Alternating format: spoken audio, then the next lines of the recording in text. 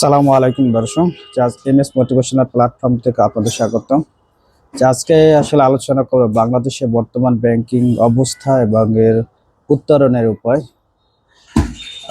আসলে বাংলাদেশে যে বর্তমান ব্যাংকিং অবস্থা, আসলে এটা কিন্তু একদিনে হয় না, এর পিছনে হয়তো আরো অনেক কারণ আছে বা বিগত বছরগুলোতে এর সঠিক যে ব্যবস্থাপনা এখানে কিছু ঘাটতি রয়ে গেছিল।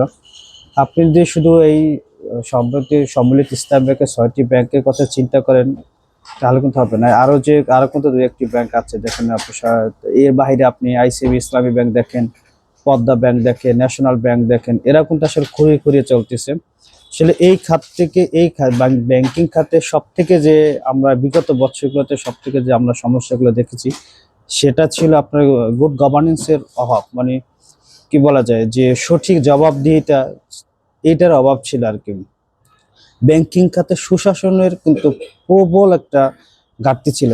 এই ঘাটতিটা আসলে কেটে উঠতে পারলেই আশা করা যায় ব্যাংকিং খাতে যে আহ, দুরবস্থা বা আর্থিক যে অনিয়ম বা এই সংকটময় অবস্থা থেকে ওঠার বা কেটে ওঠার জন্য আসলে গুড গভর্নেন্সের আসলে কোনো বিকল্প নাই। সুশাসন যদি প্রতিষ্ঠিত করা যায়, সেক্ষেত্রে কিন্তু এখান থেকে উত্তরণ করা সম্ভব।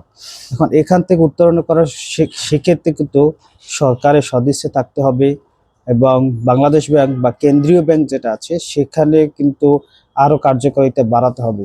এখন দেখা যায় যে বিগত বছরগুলোতে যে আমরা যদি গত 17 বছরে দেখে থাকি, সেখানে কি তাহলে বাংলাদেশ ব্যাংক তারা অডিট করে নাই বা এর কার্যক্রমটা তদারকি করে নাই? হয়তো তদারকি করেছে, বাট তাদের জবাব দিতে জায়গাটা হয়তো ওরকম ছিল না, বা তারা সঠিকভাবে কাজ করতে পারেনি, বা স্বাধীনভাবে তারা কাজ করতে পারেনি, এখানেও এটা হতে পারে। কিন্তু এই জায়গাগুলো যেখানে যে পূর্বে আমাদের ব্যাংকিং খাতে ভুল যেগুলো ছিল, সেখান থেকে উত্তরণ করে নতুন ভাবে যদি আমরা এই জবাবদিহির জায়গাগুলো নিশ্চিত করা যায়, তারপরে কেন্দ্রীয় ব্যাংক যদি তার স্বাধীনভাবে কাজ করতে পারে, তাহলে আশা করা যায় ব্যাংকিং খাতে কিন্তু আসলে এই সংকট কেটে যাবে। কিন্তু একে আমরা যদি 6-7টা ব্যাংকের বাইরে যদি অন্যান্য ব্যাংক দেখি, সেক্ষেত্রে আরো প্রায় 10-15টা ব্যাংক আছে, তারাও আসলে আহ, নদীর বা খাদের কিনারা চলে গেছে, সেখান থেকেও উঠে আসা সম্ভব।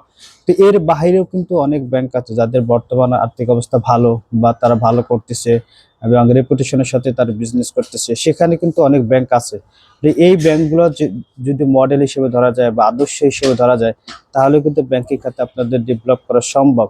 এখন এখানে জবাবদিহিতা জায়গাটা এবং আর্থিক অনিয়ম বা দুর্নীতি, এই খাতগুলো যদি আমরা কন্ট্রোল করতে পারি, যে ব্যাংকিং খাতে যে যে যে জায়গাগুলা দুর্নীতি হওয়ার সম্ভাবনা আছে বা আর্থিক অনিয়ম হওয়ার সম্ভাবনা আছে, যেখানে আমানতকারীর আমানত সংকটে পড়তে পারে বা ঝুঁকিতে পড়তে পারে, সেই দিকগুলো যদি বাংলাদেশ ব্যাংক এবং আমাদের যে সরকার আছে বা অর্থ মন্ত্রণালয় আছে, তারা যদি ক্লোজ মনিটরিং করে, আশা করি ব্যাংকিং খাতে যে বর্তমান পরিস্থিতি, সেখান থেকে উত্তরণ করা সম্ভব এবং সামনে এই সংকট কেটে উঠে আমাদের অর্থনীতিতে বড় একটা অবদান রাখতে পারে, এটা আমাদের বিশ্বাস।